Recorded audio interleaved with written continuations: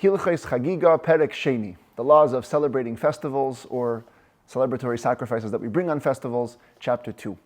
And what a day for this. We should wish each other good Moed, Moadim L'Simcha. Today is the second day of Chol HaMoed Sukkos. And first thing we should ask ourselves is, why are we not in the Sukkah?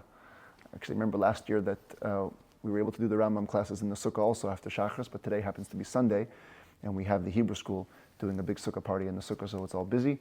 So we're relegated back to learning in our regular place in the shul, which also doesn't allow us to have our regular drinks or mezainis because we have to eat everything in the Sukkah. So we're just going to learn Torah straight. But it's a holiday. We're learning about holidays. On holiday, there's a special obligation of the samachta b'chagecha, to be joyful, and nothing makes us more joyful than Torah. Even though it was a long davening and it's a little late in the day, we still make time to study Rambam every single day. And by divine providence, we're learning about holidays on holidays. So as we saw yesterday, there are three basic obligations that every Jew has on the three major holidays of Pesach, Shavuos, and Sukkot. Number one is Re'iyah. Re'iyah means to appear in the Holy Temple, and the mitzvah actually is to appear with a sacrifice. Oilas Re'iyah, a burnt offering to bring along as you appear in the Beis HaMikdash. Then we have what's called Shalmei Chagigah. There's a celebratory peace offering. That's a Korban Shlomim. And then we have a third, Shalmei Simcha, a peace offering specifically for joy of the holiday, which is also a peace offering. So one burnt offering and two peace offerings.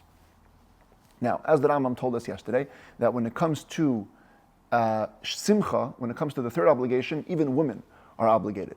But Re'iyah, as we're going to see, and Chagigah is linked to Re'iyah, so the first two have a bunch of exclusions. There's a bunch of people that are not obligated in these sacrifices or in appearing in the temple. That's going to be the subject of the first part of today's chapter, who's obligated and who's not. And then in the later part of the chapter, we're going to be dealing with which sacrifices can be used. In other words, do you have to bring a totally new sacrifice to fulfill these obligations? Or what if you already have an animal that's consecrated at home for some other purpose? Can you also use that, kill two birds with one stone and fulfill your holiday obligations with that as well? That's where we're heading today. So the Rambam begins, Halacha Aleph, Nashim va'avadim, p'turin min ha're'iyah. First things off, women and slaves are exempt from Re'iyah, from the obligation to appear in the temple with the additional burnt offering. V'chol ha'anashim chayavim b're'iyah. On the other hand, all men are obligated to appear in the temple with the burnt offering in hand, chutz, with the exception of the following people. Mecheresh, a deaf mute. Ve'ilein, actually we'll see it even means just deaf if you don't hear. Usually cheresh and halacha means deaf mute, here just even if you don't hear. Ve'ilein, a mute, just a mute. V'sheita, mentally unstable person. V'katan, and a child. V'suma, and a blind man. V'chiger, and a cripple. V'tameh, somebody who's ritually impure. V'arel, and somebody who's uncircumcised. Those are the first 8. V'chein, in a separate category that Rambam puts, hazakein, somebody who's too elderly. V'hachoyle, somebody who's too sick. V'harach v'ha'onig me'oid, and somebody who's too soft and finicky. That would be the best way to put it. She'enom yecholim lales al ragleim, they cannot simply, physically, they cannot walk up to Jerusalem by foot. Kol elu ha'achad asar p'turin. All these 11 men are exempt. Ushar kol ha'anashim chayavin b're'iyah. But all other men are obligated in Re'iyah. And we're soon going to demonstrate this in the verse, exactly how you see all these exemptions. But first, some definitions. Hacherish, when we say deaf, here we mean deaf, afal pishu medaber, even if he's not mute, even if he can speak. Afilu cheresh ba'aznei achas, even if he's only deaf in one ear. Pater min ha're'iyah, he's exempt from appearing in the temple with the burnt offering. V'chein asuma be'enei achas, oichiger beraglei achas, also the blind or the cripple, even blind in one eye or crippled in one leg, pater, he's exempt. Ha'ilem, when we say mute, again we mean mute only. Afal pishu shemeya pater, even if he can hear, he's exempt. Tumtum ba'andreginais, we always discuss these categories of people. Tumtum is the person whose genital area is covered. You don't know if he's a man or a woman. Andreginus is a hermaphrodite, he has both reproductive organs. Pturin, they are exempt. And they are exempt not because of their own inherent class, but mipnei shehin sveik isha, because it's a doubt they may be a woman. Different types of doubts, right? The tumtum, we just don't know what he is. He's either for sure a man or for sure a woman. We don't know if he's a woman. Andreginus has both. And so the doubt arises out of having both. Point is, they may be a woman, and on that side, women are exempt, so they're also exempt. Misha chetze eved v'chetze ben chayri, and somebody who's half slave, half free. He's owned by 2 partners, and one of them freed him. Pater mipnei tzad avdus shabai, he's exempt because he has a part of him which is a slave, and a slave is exempt. And now the Rambam shows us in the verses where we see this. How do we know that all these people are exempt from appearing in the temple? So first of all, it says in the verse, straight up, all of your males have to appear. So right away, that excludes women. We have a rule that whenever there's a positive commandment from which women are exempt, slaves are also exempt. So that takes away women and slaves. Then furthermore it says, when all the Jews come, Torah describes, this is talking about Hakel, it's introducing the mitzvah of gathering once every 7 years by Sukkot, but Torah says Hakel happens when all the Jews come to appear before God. So in passing, Torah defines the mitzvah that only Jews, full-fledged Jews, come to the temple. Which excludes slaves who only have a quasi-status, a semi-status of being Jewish, not a full Jewish status. V'nemar, same words, it says, all the Jews come to be seen. To be seen by Hashem. And from this we learn, because we can read the Hebrew word a little bit with different vowelization. The same way they come to appear before God, in other words, the same way God wants to see us, we also come to see the divine. We come to see the splendor of His holiness and the house of His divine presence. That means that a fundamental element of the Aliyah L'Regel experience coming to the temple for the holidays is to see godliness. And it sounds like it was a physical sighting. Somehow, godliness manifested in a way that can be absorbed by the physical eye. And if you were blind and you can't see, you're exempt. Even if one eye is blind, because then your sighting is not full, it's not complete. V'sham nemar, in the very same context, it says, L'man yishmu. You're supposed to come, and part of the experience at the temple in the holiday was to hear Torah. This excludes somebody who can't hear fully. Then it says they also come to learn. Learning is by definition conversation back and forth. This excludes somebody who cannot speak. Because whenever you have the obligation to learn Torah, you also have the obligation to teach. Very big concept. We're listening to the class here. I'm the teacher, you're the student here. But the fact of the matter is you need to also, as students, also be teachers. Either ask questions or pass on the lesson to somebody else. Whenever you have a commandment to learn, you also have a commandment to teach. So the person here who the Torah is describing has to have the ability to teach, i.e., he has to have the ability to communicate verbally, not a mute. The Nemar, it also says, returning to the earlier verse, when you ascend to be seen by the face of Hashem, this means that you have to be able to ascend by foot. This excludes a cripple and a sick and somebody who's elderly and somebody who is too finicky. The last two that we haven't learned from these verses are the impure person and the uncircumcised person. So the Rambam deals with them now. We've already explained in the laws of forbidden entry into the Holy Temple in the last book, that somebody who's ritually impure simply cannot enter the temple, so he can't fulfill the obligation.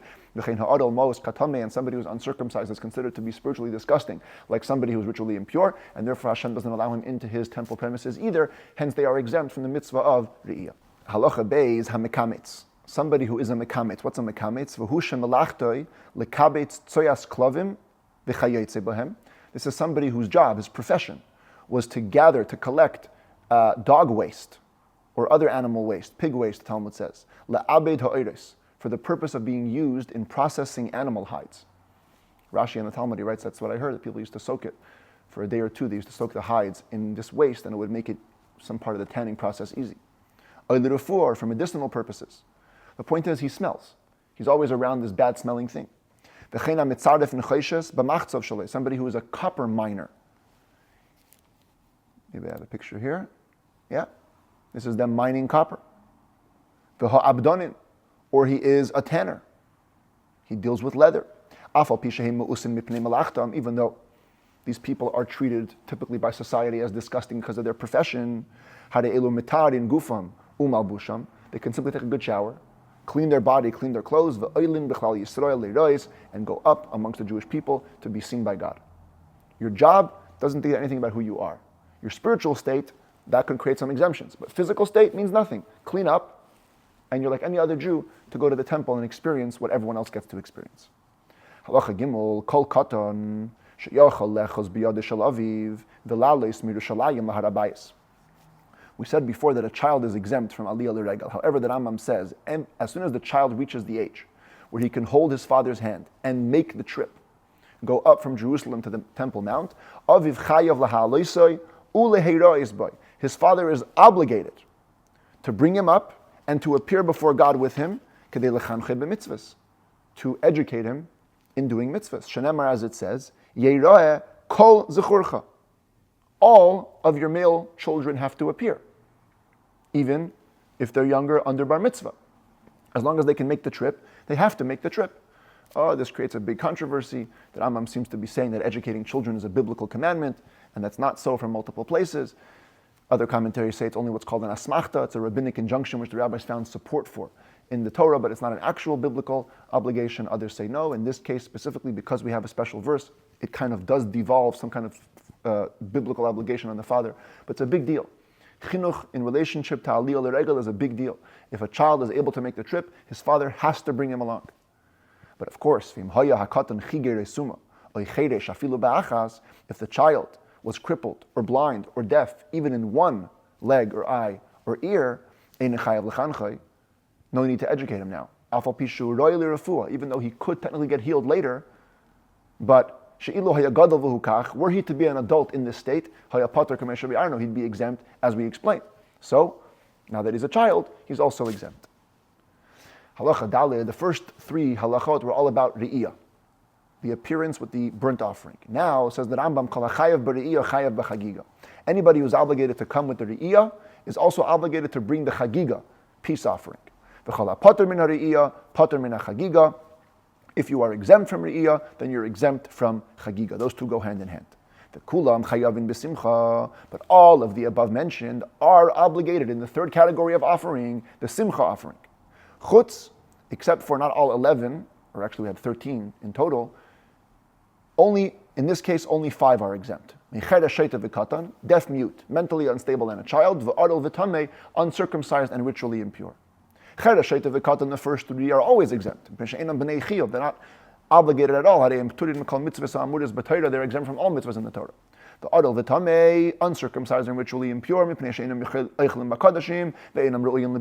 they anyways cannot partake of sacrificial meat. They can't come into the temple premises, as we explained in the last book, in the laws of forbidden entry to the temple and the laws of sacrificial procedures, and therefore they can't be obligated in any type of sacrifice, any type of offering related to the holiday, even the Shalmei Simcha. Halacha hey, Misha hayachiger esuma b'yem rishayin v'nisrapi b'sheni. We have to remember what we learned about yesterday. The holidays are 7 days long, and you have 7 days to bring your sacrifices. Even if you didn't bring the first one, you can bring it on any of the other days. Even Shavuos, which was only 1 day, they had a couple of more days afterwards to make up for it. However, the Rambam said that kulan tashlumei rishonim. The ideal mitzvah is to bring it on the first day. Bringing it on all the other days is make up for the first. And as I explained to you yesterday, make up for the first does not mean that it's like a better or lower class, that on day 1 it's better class and the other 6 days is lower class. It just means that the obligation on the other 6 days is an extension of the obligation on the first day. And therefore, we have this halacha here. A person was crippled or blind on day 1 of the holiday, and the next day they had a life-altering surgery, and they became healed. Now they can see. Now they can walk. Pater min ha're'iyah min ha'chagigah. They are still exempt from both offerings, the re'iyah and the chagigah offering. Because the day which creates all the following days' obligations, day 1, he was exempt. Because all the rest of the holidays, the days of the holiday, are a make-up for the first. Make-up, again, meaning extension of the first. And so if you're obligated on the first day, then if you miss the first day, you can make it up on the later days. But if you aren't obligated on the first day, you aren't obligated on any other days either. Same thing if you became ritually impure on the night of the first day of the holiday. Even if you became pure the very next day, on day 1, pater, you're exempt. But if you became impure during the first day, that means there was a moment of daylight on the first day. When you were obligated, you're obligated to bring the Chagigah and the Re'iyah offerings during the holiday once you become pure. Because you were again at one point on the first day obligated, so the obligation now extends to the rest of the days. The moment you become pure and are able to bring a sacrifice, you have to. If somebody comes into the temple courtyard during the holiday, the idea of Re'iyah, the offering that you bring when you appear in the temple, is not a continuous obligation that applies anew every time you come into the temple. Because when Torah says, you shall not see my face empty-handed, it's a reference to the fundamental day of the holiday, which is the first day or the day that you choose to make up for the first day. But the rest of the holiday, there's no obligation. Keep on coming back in to visit, to see more things in the temple. No need to bring a new sacrifice. If you're going to bring more, the Kohanim are going to take it. We'll take more sacrifices from you. And we're going to offer it with the intent for the burnt offering of Re'iyah. As we saw yesterday, there's no maximum amount that you can bring. You can bring however many you want. You want to be generous to Hashem, bring more sacrifices, no problem. There's no obligation to bring more than one. Let's say you had set aside 10 animals for your Chagigah. For your celebratory peace offering, you wanted to bring 10 animals. And you offered part of them on day one and then you stopped. You cannot offer the rest because you purposely left them out. You had time to bring all 10 on day one. You chose not to. You only brought 5. That's it. That's all you can bring.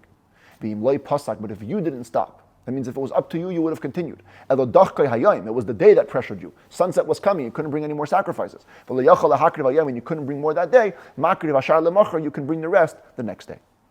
And from here we move on to the types of animals that can be used for the different offerings. And we have this chart. It's going to be pretty helpful here. The Re'iyah offering, the burnt offering, can only come from previously mundane animals. In other words, you have to take a regular animal and sanctify that for the Eilas Re'iyah. Like any other sacrifice which you're liable to bring, you have to bring it from a regular animal. But the Chagigah offering, they can even be brought from mixed money. Regular money plus Meiser Sheni money. Remember Meiser Sheni? Every time a farmer has crop, 2% to the Kohen, 10% to the Levi, another 10% he takes to Jerusalem. He's supposed to eat it there. What if you live too far from Jerusalem? By the time you bring your food, it's gonna rot. So you exchange the food for money where you live, take the money to Jerusalem, and you buy sacrifices or you buy different things, and you eat it in Jerusalem. So you can use Meiser Sheni money mixed with regular money. You can take from the mixture, buy with the mixture of money an animal, and offer it as Chagigah offering. Provided though, that the amount of the first eating from this animal should be able to be attributed to regular money. In other words, there has to be enough regular money in the mixture to create the beginning of the meal from that animal. Because at the end of the day, Chagigah offering is an obligation. If it's an obligatory offering, it can only come from chulin. We're allowing you to mix in some Meiser Sheni. But there always has to be an important or significant amount of chulin money there to allow for the achila rishayna, the first consumption.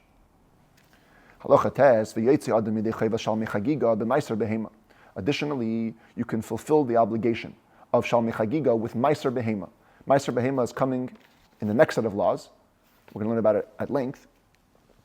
The idea being that every year, all the new animals that were born to you have to be brought into a pen. You let them out one by one, and the 10th one is sanctified as holy to Hashem, Meiser Behema. And it was brought to the temple and offered, etc. Now, you already have an animal that's Meiser Behema. You can use that, kill 2 birds with 1 stone, as your Shalmi Chagigah when you come to the temple for the holiday. But in this case, we will not be able to offer on the actual holiday, on day 1 of the holiday. Because then maybe you're going to tithe your animals to begin with on the holiday. You only wake up to remember to tithe your animals on the holiday, which is not allowed, so that you can bring the tithe and save yourself an obligation of the Shalmi Chagigah, so we don't bring it on the holiday itself, only on later days. That's as far as Chagigah. Now let's move to Simcha. It says the Rambam Malacha Yud, Yotzim Yisrael, Yedei Chayvas Shalmei Simcha, regular Jews, Israelites, can fulfill their obligation of Shalmei Simcha with many more things. Besides for chulin, regular animals, they can also fulfill it with nedarim u'nedavis, any voluntary offerings which they committed to bring throughout the year. Remember that you're allowed to just promise to bring a sacrifice, and if you do, the ideal time to bring it is by the next holiday. When you come to Jerusalem anyways, you bring that with you. So you're bringing your nedarim u'nedavis, you can use those animals also as your simcha offering. Ubemaiser behema, also the animal tithes. The hakoyanim, a kohen, who has access to more sacrifices because Jews are bringing sacrifices and they would eat sacrificial meat. Bechatos uva asham. They can even fulfill their simcha obligation with a sin offering or a guilt offering that's brought by another Jew, and they get to eat part of the meat. When they eat that meat, they can say, "Oh, I'm eating it for the sake of the simcha offering." Ubi b'chayr, ubi chazav v'shaik, or with firstborn animal, also coming in the next set of laws. It goes to the kohen, and anytime they get a breast and a thigh from peace offerings, they can take that and use it for their simcha peace offering. Shemitzvah zu, because the mitzvah is not to bring a separate animal necessarily. Hilismayach ba'achilas basar lefnei Hashem. The mitzvah is to rejoice by eating meat in front of God. And they ate meat. Now it's not so simple because, as I mentioned yesterday, the way that Rambam describes simcha is not just the eating of the meat, but also the general procedure of offering the sacrifice. And in this case, you're kind of missing it. So there's a debate about this amongst the Achronim, the major Talmudic analysts of the last generations. The Minchas Chinuch writes that, at least in this case, according to the Rambam, the Kohanim have to purposely have in mind that they're eating it l'shem simcha, and that is what makes this consumption different to a regular eating of a sacrifice, and it does give it somewhat of a shalmei simcha status. The Tzlach, the Neder B'Yehuda, he writes that actually, according to the Rambam, at some point during the holiday, they do have to bring a separate Shalmei Simcha. They can use this for Shalmei Simcha, but at some point they have to also bring another one, a proper Simcha offering. Either way though, what the Rambam is saying over here is that you can only use other meat. The Kohanim cannot say, "Oh, I'll fulfill my Simcha obligation by eating bird meat or flour offerings." That's not meat that makes you happy. Not included in the category, you can't use that for Shalmei Simcha. Halacha Yud Aleph, at least in the book that I'm using, some texts have Yud Aleph later. I don't have my regular Rambam. I'm using the Rambam La'am here. Halacha Yud Aleph says the Rambam. Kvar be'arnu b'psachim. We already explained in the laws of the Karban Pesach 2 days ago. Shechagigah sarba asar reshus. That the Chagigah, the additional celebratory offering that accompanied the Passover sacrifice, just to help you eat the Passover sacrifice on a full stomach, was optional. Lefichach, therefore, ein adam yetze b'yedei chayvas Chagigah. If you want to use that for your regular Chagigah offering, you cannot, because the regular Chagigah offering is a chayva, and this is reshus. One's optional, one's obligatory. El yetze b'chayvas simcha. You could use that Chagigah to fulfill your simcha offering, but not your Chagigah offering. Again, Rambam La'am here says this is Yud Beis. Other texts have it as Yud Aleph. Misha hayulei shalmei neder nedava. A person has a voluntary offering which he committed to bring during the year. It's a peace offering, and he has it and he brings it to the temple. Ushchata me'erev yamtiv, but he slaughters it the day before the holiday, not on the holiday. Afal pisha achlam bi yamtiv, even though he eats it on the holiday, eina yetze b'yedei chayvas Chagigah, he cannot use it to fulfill the obligation of Chagigah. She'eina ba'ela min achulin, because as we said, that only comes from chulin. Aval yatza b'yedei chayvas simcha, but he could use it for simcha. And this is very interesting, because you would think simcha you have to offer on the first day. Here you offered it the day before, you're only eating it today. But using the same principle as before for the Kohanim, the mitzvah is to eat the meat in a happy way, and you ate the meat in a happy way. Even though you slaughtered them before the holiday, since you're eating them on the holiday, you fulfill your obligation. You don't have to slaughter the simcha shlamim offering in the time of the rejoicing, you only have to eat it.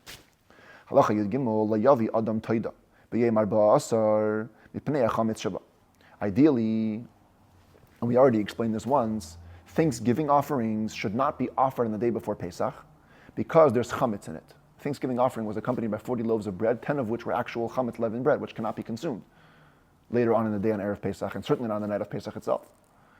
And so by bringing the Thanksgiving offering in the morning, you're basically purposely causing sacrificial entities to become disqualified. And that's not an ideal thing. She'ein mivi'in kachim lebeis hapsul. We're not allowed to purposely bring sacrificial entities to become disqualified.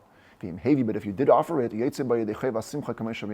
can use it to fulfill the obligation of simcha, of the rejoicing offering, so long obviously as you eat it that night, because the next day it's already disqualified. Toid only has a day and a night. But if you eat it that night, you can use it for Shalmei Simcha. As we explained just before, that it's not about slaughtering on the day of rejoicing, it's about eating it on the day of rejoicing, and that's, since you've done that, you fulfilled your obligation. Halacha Yudalid ha'omer, a person says, I take upon myself to bring a thanksgiving offering, but I'm stipulating now that I want to use that offering to also fulfill my Chagigah offering. It doesn't work. You have to bring a thanksgiving offering, and by the time you bring a thanksgiving offering, it's already holy, sanctified, and you can't use it for Chagigah. Because Chagigah only comes from, as we see here, chulin, regular animals. And now that Rambam concludes this chapter with describing another important mitzvah that relates to holidays. When a person offers these celebratory offerings, Chagigah offerings, Simcha offerings, he